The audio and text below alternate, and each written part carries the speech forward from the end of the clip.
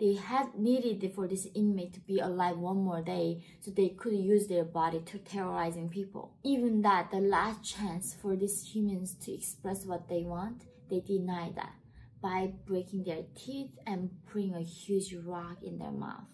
We are not some brainwashed robots marching on squares. We are human beings like you who wants to be free, who deserve to be free.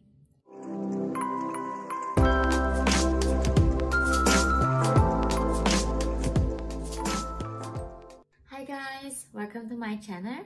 My name is Yeonmi. I am a nurse defector, human rights activist.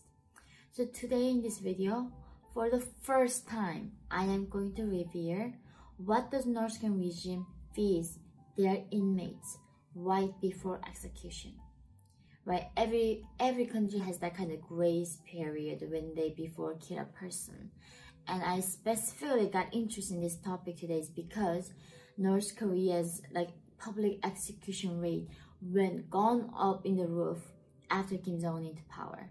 Of course, killing people in public was a main method for the regime to use, control people's minds, really show them the terror, traumatize the entire population, make them be fearful, and teaching them lesson. This is what happens if you don't listen to us. To the regime, we are gonna kill you like this. But the execution rate went really skyrocketed after Kim JongUn came into power in 2013. There are several reasons why Kim JongUn is way more paranoid than his father or grandfather. First reason why Kim JongUn is so paranoid is that he came to power as a young man. He was literally 25 years old. Guys, people literally get out of college. And Kim JongUn at that age, he basically had to run a concentration entire camp, the country, the Hermit Kingdom. And he was a young man. So that was a very nerve-wracking for him. And second of all, by the time he came into power in 2013, there were a lot of defectors like myself and who got out of North Korea and started speaking out and spreading the truth and raising awareness about what was happening inside the country. So it became a lot harder for him to deny about the human rights abuses happening inside the country. Thirdly, the last one, the most important part is that North Koreans have been accessing outside information through the border towns. And more people started realizing that Kims were not gods, they were dictators. They couldn't read the minds, they were just normal people who were trying to be God and lying to us and try to control and stay in power as long as they could. So Kim JongUn became a lot in a disadvantaged position. And I think in a way that's why he is going to the end of this entire terror. Whatever he does, all that he can do is terrorizing the population. And the most effective way to do that is using the public execution as a tool to spread that fear among the population. However, the interesting fact that I learned today is that actually, interesting enough, North Korean regime is somehow trying to be decent. And before they kill these inmates, they try to feed them. And the last meal, can you imagine, before you die, what would you want to eat? So when I was escaping from North Korea, I was risking my life for a bowl of rice. That's literally all I wanted in this world, was being fed. At this even very moment that you are watching this video and watching me right now, there are people dying from not having food in this 21st century. It's completely man-made famine. So, of course, when the inmates, when they die, there's an even saying in North Korea, if you get killed while you are eating, that person has no wishes. Because that's how food is absolute obsession and essential part of people constantly starve to starvation. That's all they want. So regime came up with this thing called the day before they're gonna feed the inmates. And the amount is just shocking. They literally feed the inmate 50 grams of something like cornstarch. 50 gram, I literally looked up, it's like a 1/10 of a pound. So like a 1/10 of a pound of starch in a tiny bit of salt and in the water. That's what they feed the inmate, and that's what they call the grace period. So that amount, the 50 gram of the cornstarch, is gonna only let them live one more day.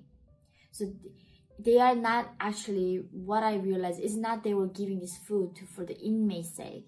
It wasn't. They had needed it for this inmate to be alive one more day so they could use their body to terrorizing people. So they realized what amount should they give them so they don't die for just one day, which was 50 grams of cornstarch. So when the inmates in that concentration camp, when they get fed, that's when they realize, oh, I'm gonna get killed tomorrow. The day of execution, it breaks my heart that regime do not even give them water or feed them. The reason is because after they shoot them, a lot of times their brain, like their head explodes, their organs explodes, and they don't want the human feces to be exploded with them. So the cleaners their job is easier for them.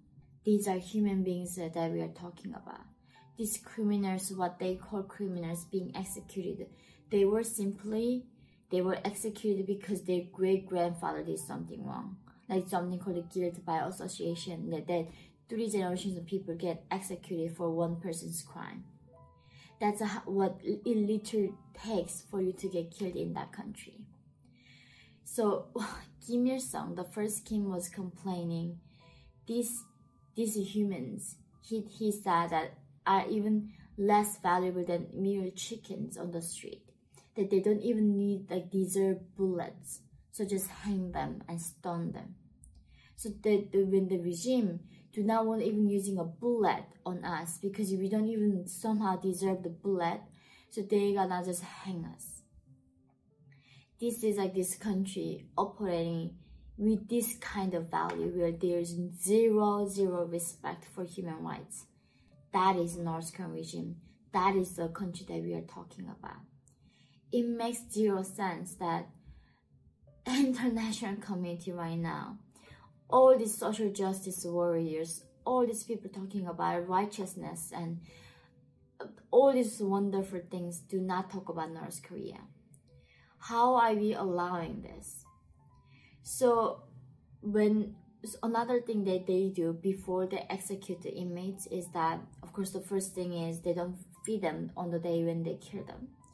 And the other thing they do is actually using a rock to break entire their teeth, and then put a huge rock in your mouth.